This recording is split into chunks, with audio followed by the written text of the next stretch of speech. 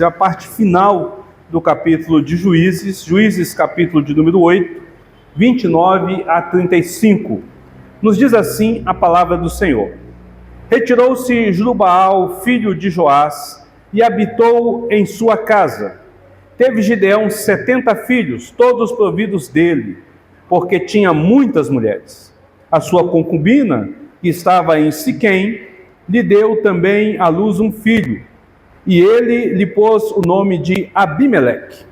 Faleceu Gideão, filho de Joás, em boa velhice, e foi sepultado no sepulcro de Joás, seu pai, em Ofra dos Abiesritas. Morto Gideão, tornaram a prostituir-se os filhos de Israel após os Baalaíns, e puseram Baal-Berite por Deus. Os filhos de Israel não se lembraram do Senhor seu Deus, que os livrara do poder de todos os seus inimigos ao redor, nem usaram de benevolência com a casa de Jerubaal, a saber, Gideão, segundo todo o bem que fizera a Israel. Vamos orar mais uma vez. Pai Santo, bendito, maravilhoso e majestoso Deus, nós colocamos mais uma vez as nossas vidas diante do Senhor, pedindo a Tua direção e orientação.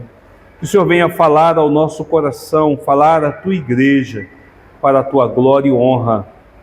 Que a nossa atenção esteja totalmente voltada para Ti, em nome de Cristo Jesus. Amém e amém. Meus queridos irmãos, o livro de Juízes, ele não narra apenas uma história em altos e baixos. Ele revela uma espiral decadente. A cada geração, Israel se afasta mais e mergulha mais fundo na corrupção. Ela vai aumentando, intensificando esta ação pecaminosa contra o Senhor.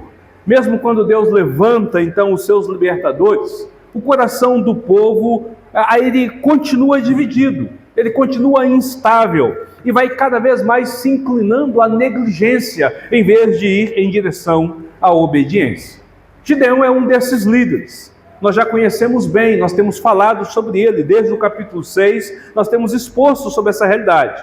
Ele é um homem que começou pequeno, foi usado por Deus de forma poderosa, mas ao final se revelou contraditório na sua própria fé, na sua própria maneira de crescer diante do Senhor e na sua declaração diante deste Deus.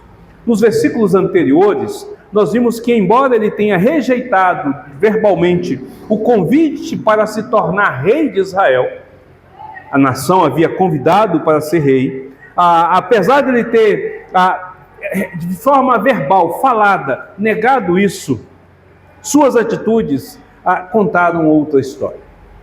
A forma como ele agiu contou outra história. Ele constrói um símbolo de poder religioso, centraliza o culto na sua cidade, e a sua postura já não reflete uma submissão ao Senhor, mas uma tentativa velada de ter domínio, de ter poder em suas mãos. E mesmo o versículo 29, 28, que termina falando que houve 40 anos de paz, essa paz aqui que é apresentada, ela não é uma paz verdadeira. Ela é uma pausa superficial, uma calmaria que esconde tempestades internas, que esconde conflitos pessoais. Gideão, ele vence os midianitas, mas ele não vence a si mesmo. Ele não se curva diante deste Senhor. A batalha contra os midianitas terminou, mas a história de Gideão, ela está longe de acabar. A sua saga ainda está longe de acabar. E o versículo 29, então, agora é a porta de entrada para este novo momento, para essa nova realidade a qual se apresenta a saga deste juiz que serviu ao Senhor. O versículo 29, então, nos diz: retirou-se Jerubaal, filho de Joás, e habitou em sua casa. Deus levantou esse juiz. Agora, depois de vencer, ele volta para casa. Mas esse retorno não é apenas um retorno geográfico, não é apenas um retorno para a sua comodidade.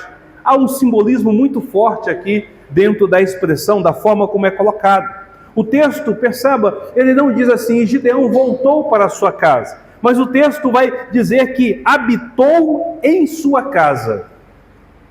Que coisa interessante, irmãos, porque quem habita, habita em sua casa, não é verdade? É como se ele estivesse assim, ele morou na sua própria casa, ele passou a estar na sua própria casa, é onde ele deveria de estar, é onde ele deveria de colocar a sua vida, é onde ele deveria de descansar, é óbvio isso.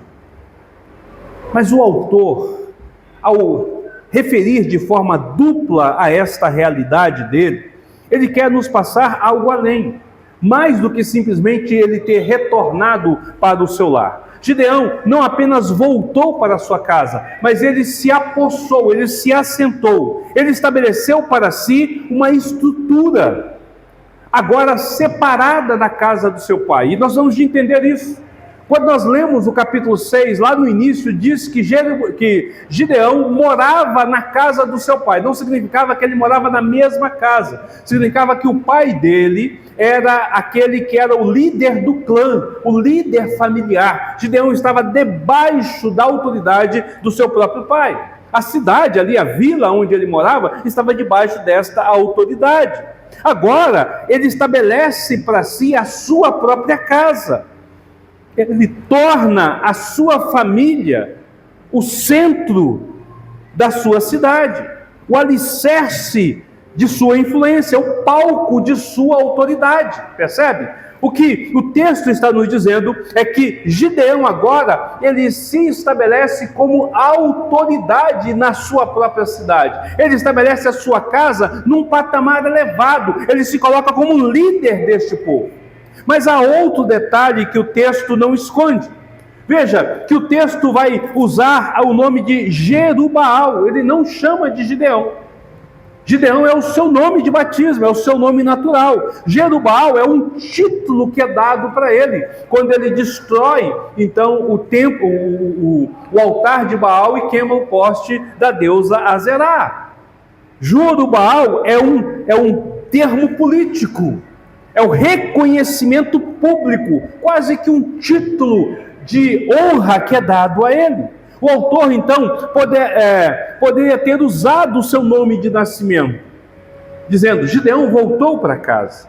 Mas ele não faz isso. Ele escolhe o nome que liga a sua ascensão, que liga a sua fama. E isso, queridos, não é por acaso. É como se o narrador, como se o autor estivesse dizendo de forma bem sutil, observem bem, algo mudou na vida deste homem. Algo mudou na vida deste homem. Ele já não é mais o simples Gideão. Ele agora é a autoridade Jerubaal. E mais, queridos, quando nós seguimos à frente e vamos para o versículo de número 30 e 31, observe o que diz. Teve Gideão 70 filhos, todos provindos dele, porque tinha muitas mulheres. A sua concubina, que estava em Siquém, lhe deu também à luz um filho, e ele lhe pôs por nome Abimeleque. Esses dois textos também, ele nos revela mais sobre esse caráter de reino, da qual Gideão se apossa daquilo que ele disse que ele não faria. Ele diz, eu jamais reinarei sobre você, a minha família jamais reinará sobre Israel, Deus reina sobre vocês. Mas no fundo, na prática, ele está reinando. Veja, primeiro ele fala de filhos, um número impressionante, 70 filhos. E logo em seguida ele acrescenta o motivo pelo qual ele tem 70 filhos, porque ele tinha muitas esposas, muitas mulheres, não eram amantes, eram esposas legítimas. Gideão constrói para si um harém digno de um rei. Ele constrói para si um harém digno de um rei. Gideão havia rejeitado então o título de rei pelos lábios, mas ele assume o estilo de vida de um rei, de um monarca. Ele forma uma estrutura familiar que não tem nada de comum. É como se eles quisessem montar uma dinastia para si. Um projeto de poder, de governo realmente. Mas o texto não para aí. O texto nos diz que além das suas mulheres legítimas, ele tinha aquilo que é chamada de mulher de segunda escala. É uma mulher também reconhecida, não é um amante, mas é uma mulher de segunda escala, uma concubina. Ele tinha mulheres oficiais e tinha uma concubina. Essa concubina estava em Siquém e ela gera um filho. Mas aqui é que nós vamos ver o alter ego de Gideão aparecendo. Nós vamos ver como que Gideão tem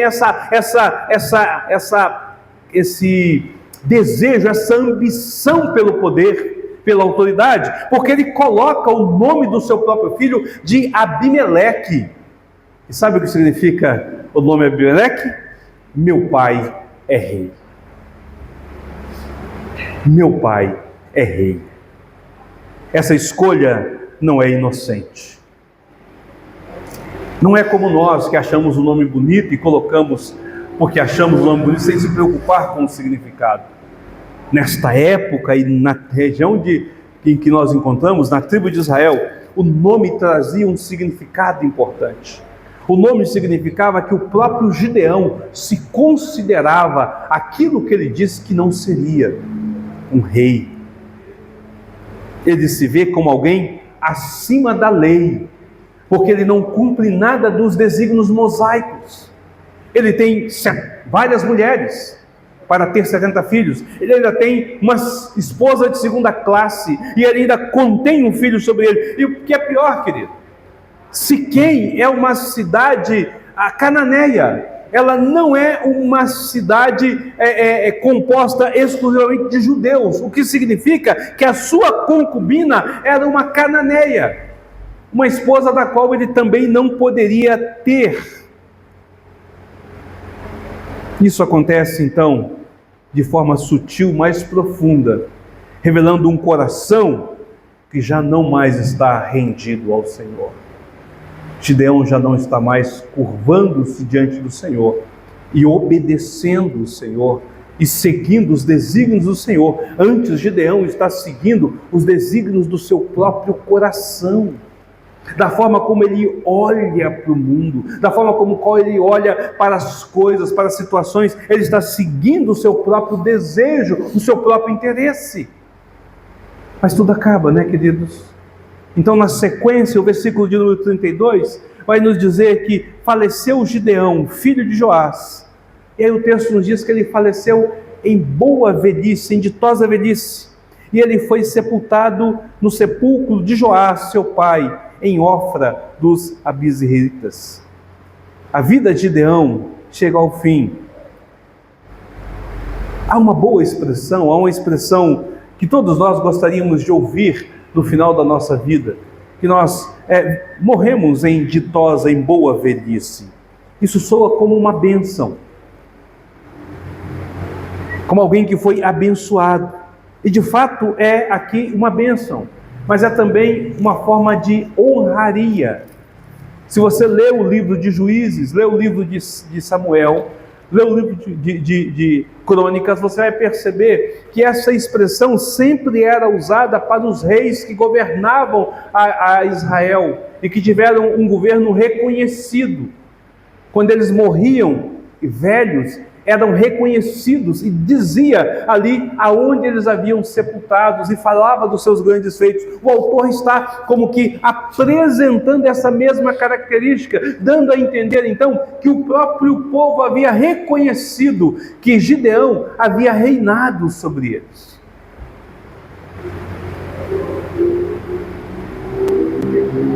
Gideão diz não reinar, mas na prática reinava. Ele foi sepultado no túmulo do seu pai, mas o que está sendo enterrado não é apenas um corpo. O próprio legado de Gideão está sendo enterrado com ele. Esse legado ele não é simples de ser definido. Nós vamos entender isso à medida que a gente acompanha, né? Mas nós precisamos de prestar atenção em um ponto importante, da agora para frente, na história que segue, a partir da geração que segue. A boa velhice não apaga os rastros da ambição.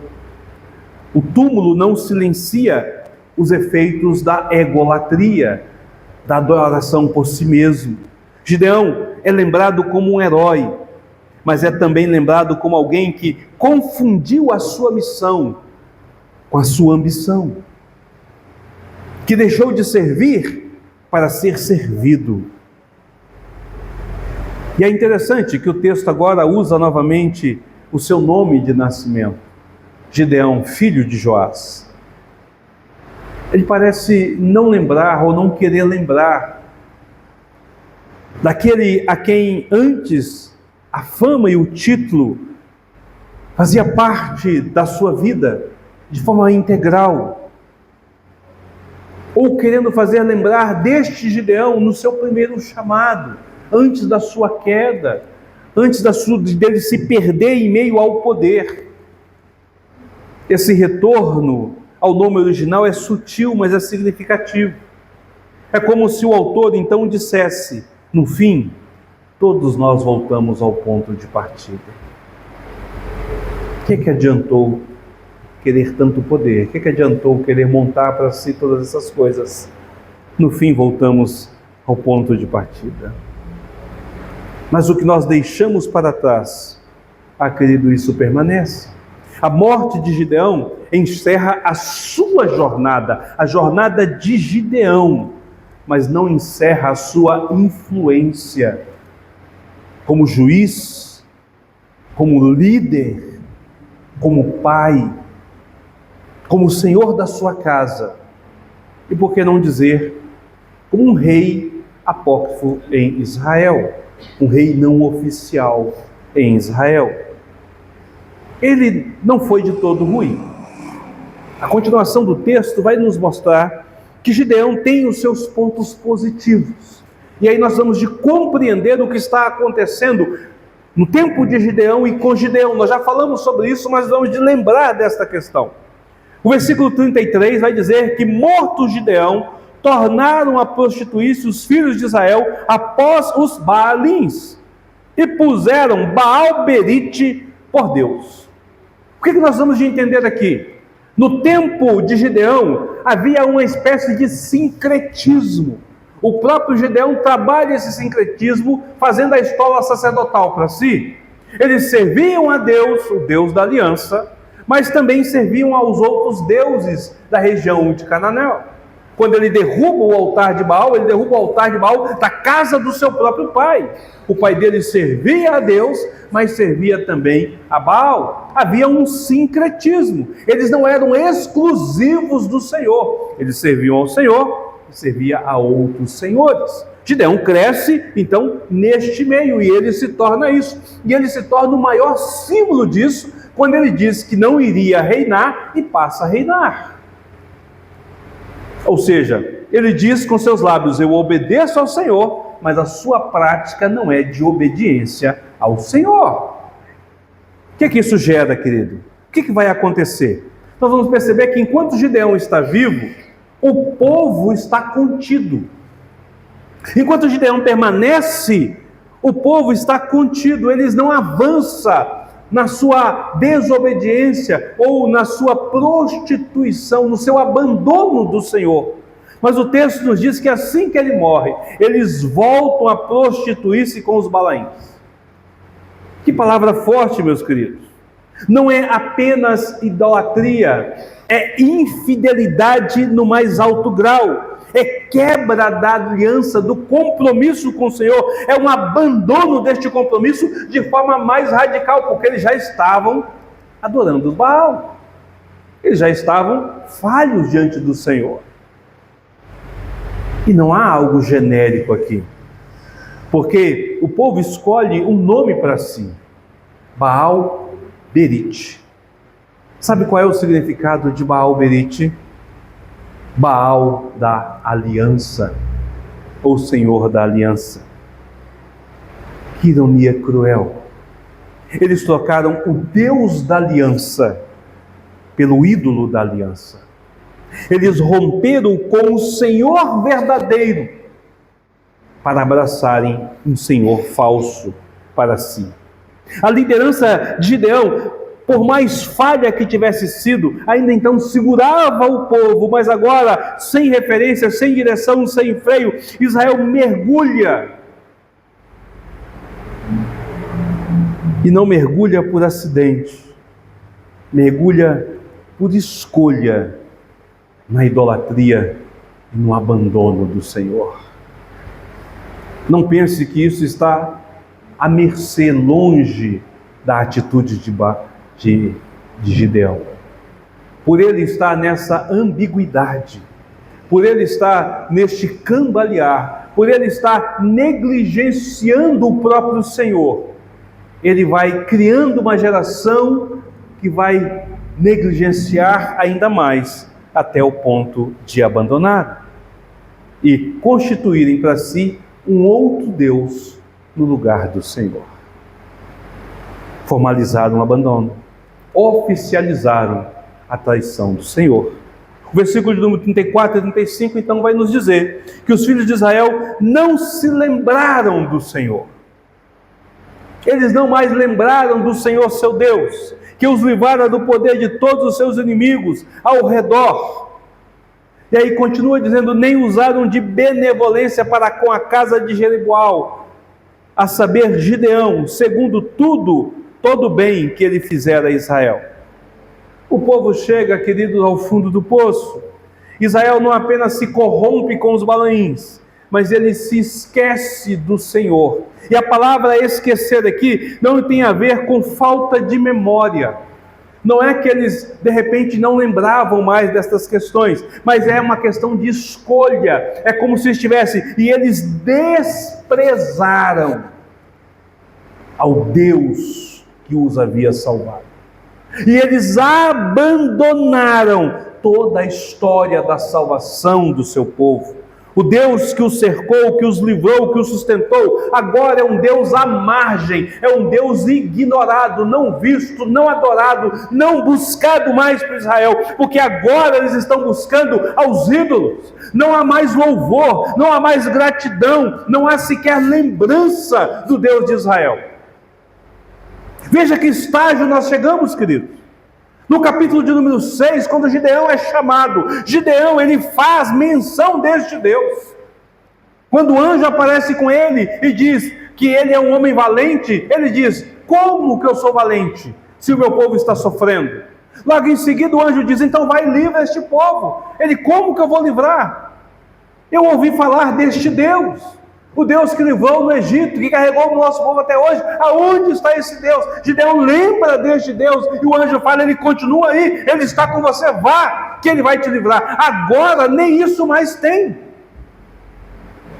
Nem isso mais tem. Não há qualquer menção, qualquer lembrança. O capítulo 9 inteiro, nós não vamos ter lembrança do Deus de Israel.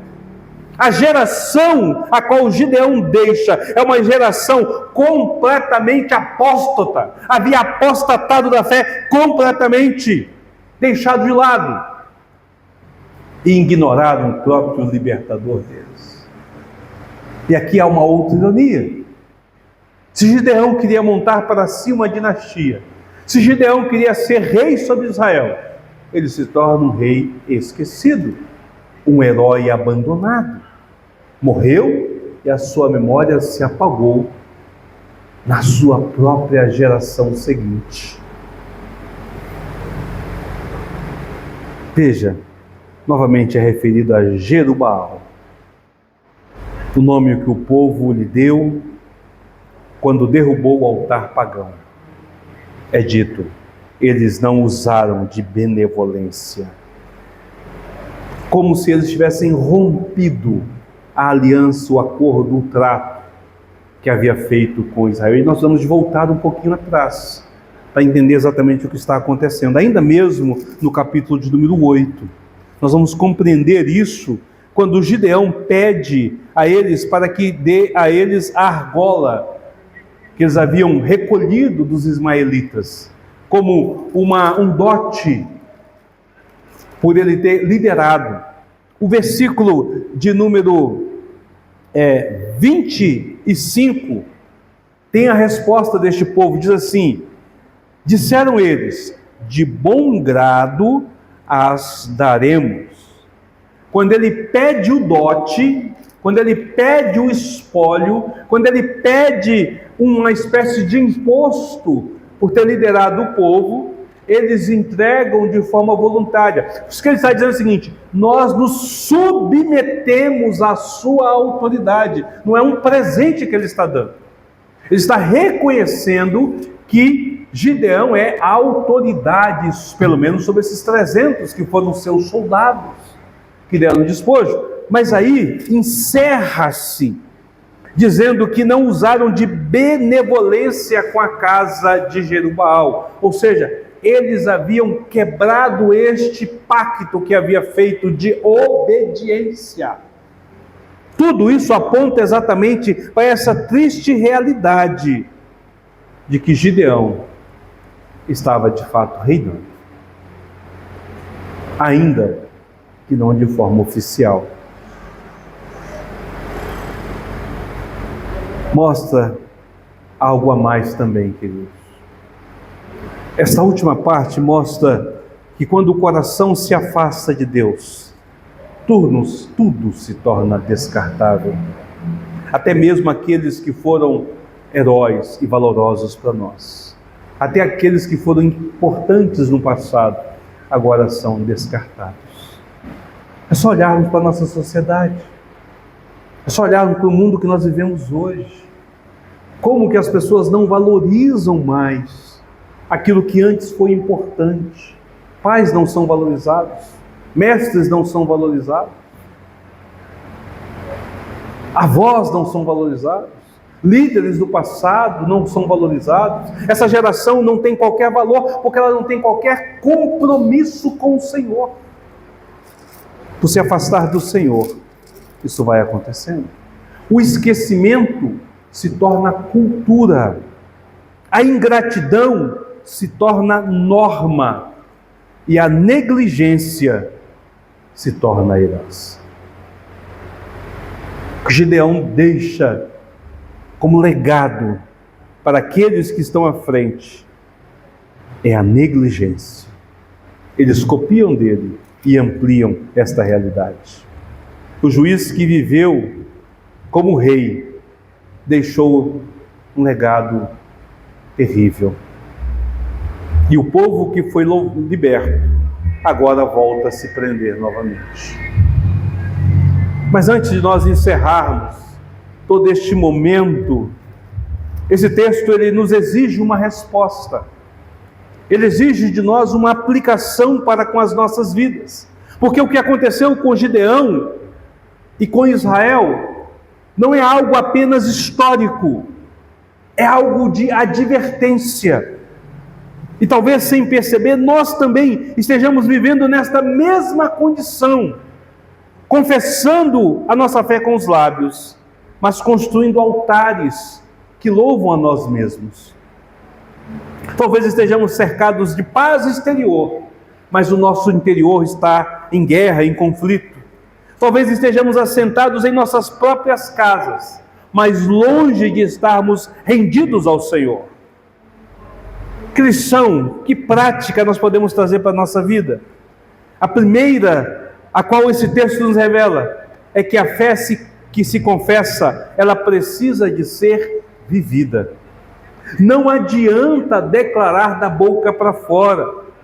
Gideão disse não ao trono, mas ele vive como rei. E nós? Quantas vezes nós dizemos, Jesus é o Senhor, mas vivemos como senhores de nós mesmos, não nos submetendo à sua palavra, à sua vontade, à sua direção? Veja, queridos, a fé verdadeira, ela não se limita às palavras. A fé verdadeira, ela molda atitudes, escolhas, prioridades. Se Jesus de fato é o nosso Senhor, nós temos que viver desta forma, mostrando para Ele. Aliás, Paulo diz isso. Paulo diz, se nós temos o Espírito, devemos de andar neste Espírito. Se o Espírito Santo está sobre as nossas vidas, nós devemos de andar sobre ele. A segunda lição que nós podemos tirar aqui é que a negligência espiritual não afeta apenas a nós, ela não afeta apenas a você, mas ela se multiplica. Gideão faleceu, mas a sua influência continuou. Israel continuou mergulhando na apostasia. Veja, querido, aquilo que você tolera em silêncio, amanhã se tornará cultura. A correção que você deixou de fazer ao seu filho, ao seu irmão, ao seu pai, à sua mãe, às pessoas que estão ao seu redor, se tornará cultura. Amanhã não terá mais significado. Aquilo que você deixou de chamar a atenção dentro da sua casa, entre os seus, entre a sua geração, vai minar a realidade da sua família. Sua postura espiritual, a sua postura como cristão, como servo, ela vai influenciar na geração que você tem à frente. Em terceiro, o esquecimento de Deus é o início da destruição. Israel não se lembrou do Senhor.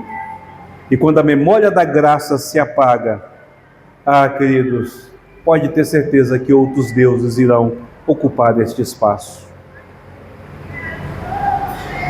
Nós devemos cultivar a lembrança, nós devemos ter de forma ativa na nossa geração a aliança do Senhor, o compromisso do Senhor. Quando nós lemos o Antigo Testamento, lemos o livro de Deuteronômio, por exemplo, no capítulo de número 6, você vai perceber que todo o capítulo ele é dito para que a gente possa ensinar aquilo que foi no passado à geração futura. Provérbios diz que nós devemos de ensinar ao nosso filho o caminho que deve andar, para que ele não se desvie quando for velho.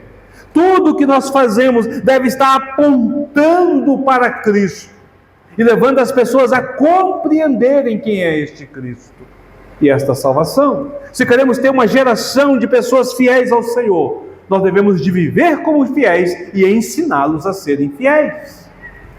É assim que funciona, é assim que tem que ser. E agora, diante de tudo isso, o texto ele nos leva ao seu clímax, ao seu ponto máximo, para nos apresentar algo melhor. Porque eu sei que todas essas falas e essas lições, elas ao mesmo tempo nos fazem pensar o quão impróprios nós somos para cumpri-lo na sua fidelidade plena. Nenhum de nós consegue fazer tudo isso aqui com plenitude, irmãos. Todos nós somos falhos e somos pecadores, e uma hora ou outra nós vamos vacilar. Mas veja, há um rei que não se contradiz. Há um rei que não constrói harém, mas entrega a si mesmo. Um rei que não dá nome aos seus filhos para se exaltar, mas chama os filhos pelo nome para os salvar. Um rei que morre não na ambiguidade, mas morre de forma plena em sacrifício. Um rei que não é esquecido, mas que nos lembra todos os dias que a graça é muito maior que a negligência e que nós podemos voltar a Ele sempre que for necessário. Que não livra apenas dos midianitas, mas livra a nós de nós mesmos, das nossas falhas, dos nossos pecados. Ele não apenas nos dá uma paz exterior, mas Ele nos dá uma paz com Deus, uma paz interior. Ele não apenas nos chama à memória, Ele nos dá uma nova identidade. E essa identidade não se constrói com títulos humanos, com dizeres humanos, mas a partir da cruz. O texto termina em silêncio, mas o Evangelho ele começa com um convite. Um convite à lembrança, um convite à rendição, à restauração, porque em Cristo o que foi esquecido pode ser lembrado, o que foi negligenciado pode ser consertado, o que foi perdido pode ser encontrado, o que foi quebrado vem a ser restaurado. Em Cristo, queridos, nós temos a oportunidade de viver uma fé bem diferente da fé de Juízes e de ter uma geração bem diferente da geração que Gideão deixou. Mas é somente em Cristo, porque este rei a quem nós nos entregamos, ele jamais se contradiz, jamais esquece, jamais falha, mas é perfeito em tudo que faz. Que nesta noite você esteja atento aos ensinamentos que se passaram, que você não negligencie a sua fé, que você avalie a sua vida e volte-se para o Senhor como servo, não como seu Senhor, não apenas de palavra, mas na prática. Que você não negligencie a sua geração, mas se torne um padrão para eles, um estandarte para eles. Mas principalmente, que você se renda a Cristo, para que isso seja efetivo, eficaz e verdadeiro sobre a sua vida.